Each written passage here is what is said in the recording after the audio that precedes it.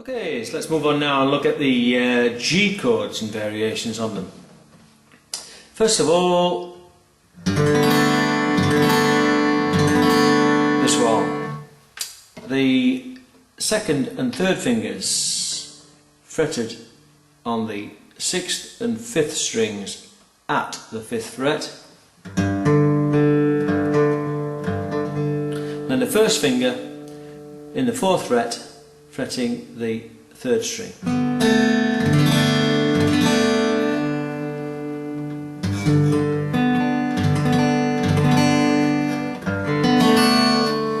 You can also, if you want, add the 4th finger on the 4th string at the 5th fret.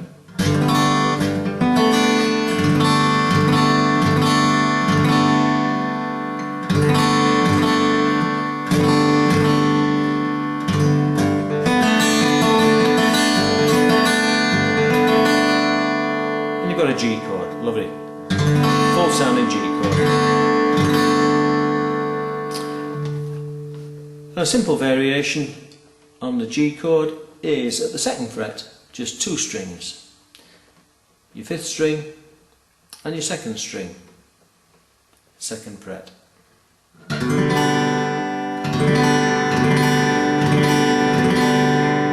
So you can use your 2nd and 3rd, or you can use your 1st and 3rd,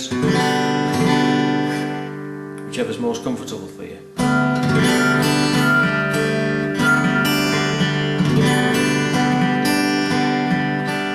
And a third variation on the G, if we look at this one again, we've got the first finger in the 4th fret on the 3rd string.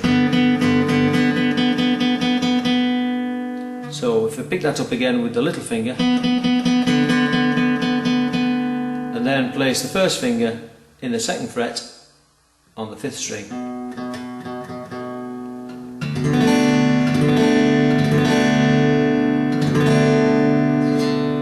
Another G chord. So 3 variations of G. Well, 2 variations of G, I suppose. 3 versions of the G chord. That one, or including the pinky on the 4th string. That one. Just 2 fingers at the 2nd fret on the 5th and 2nd strings. And then the other one is fretting in the 4th fret on the 3rd string and the 5th string, 2nd fret.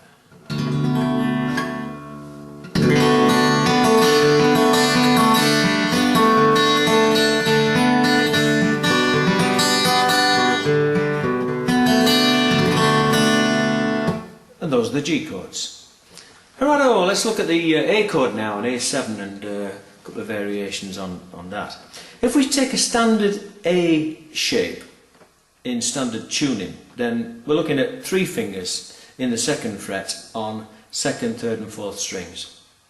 But in DADGAD tuning, all we need to do is just lift off the pinky and leave those 2 in position and strum.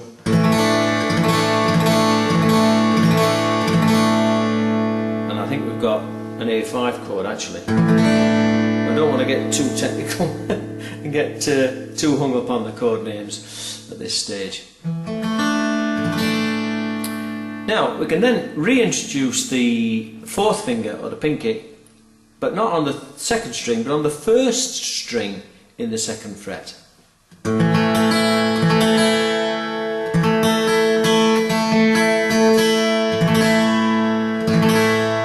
Great sounding chord.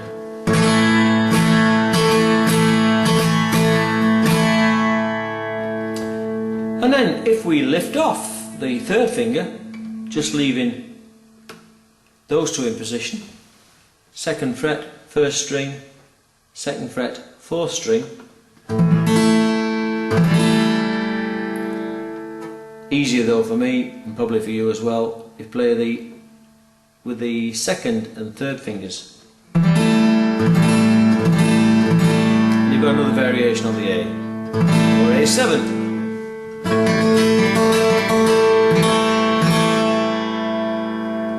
And final variation, I'm just going to return for a moment to one of the D chords.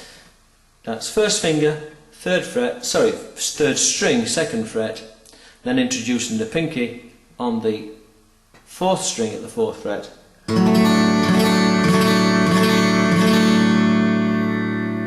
And you've got a D chord. And all we need to do to get the A7 is to shift that down a position from the third and fourth strings to the fourth and fifth, keeping the same shape but just moving down.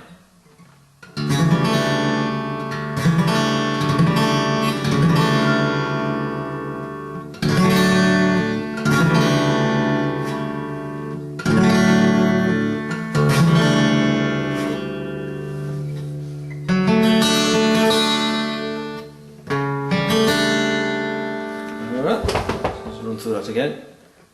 So that's the D chord. Just shift those two fingers out of the way so you can see. Just move it down. Shift the fingers out again, and that's a variation on A7. And it's important in this song because we need to shift between those two chords fairly quickly.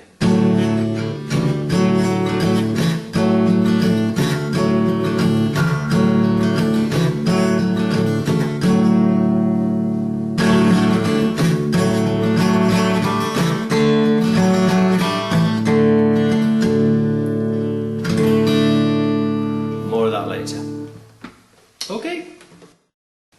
Well, we've looked at the three main chords in this song, and indeed thousands of others, of course. In the key of D, the chords D, G and A and A7 and variations on them. We need to look at one or two other chords before we can start learning how to play this song. And the first one I want to look at is B minor. And what we can do is, starting on the partial A chord on those two notes, in the second fret on the third and fourth strings, just slide up to the fourth fret and play the first, second, third and fourth strings, and you've got partial B minor chord. But we need over that a bass note, which is the second fret, fifth string, which you can fret with your first finger.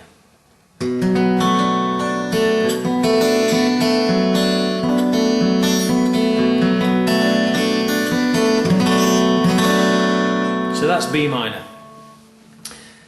I want to look also at some bass rundowns, starting with that formation of the G in the fifth fret. That's on the sixth and fifth strings in the fifth fret, and the third string in the fourth fret, that G chord. Now if you slide that up 2 frets to the seventh,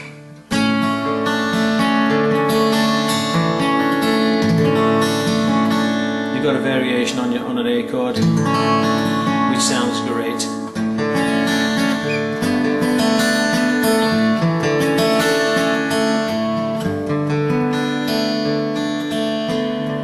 Then just move down 1 fret, lifting off your first finger.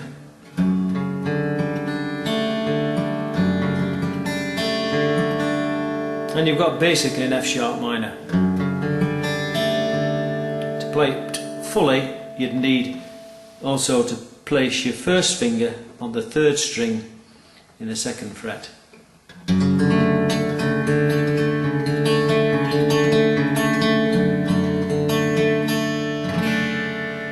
F sharp minor, and then down 3 fingers on your bass strings in the second fret. That's on your 4th, 5th and 6th, with either your 2nd, 3rd and 4th fingers or your 1st, 2nd and 3rd, and you've got E minor or E minor 11. Lovely sounding chord.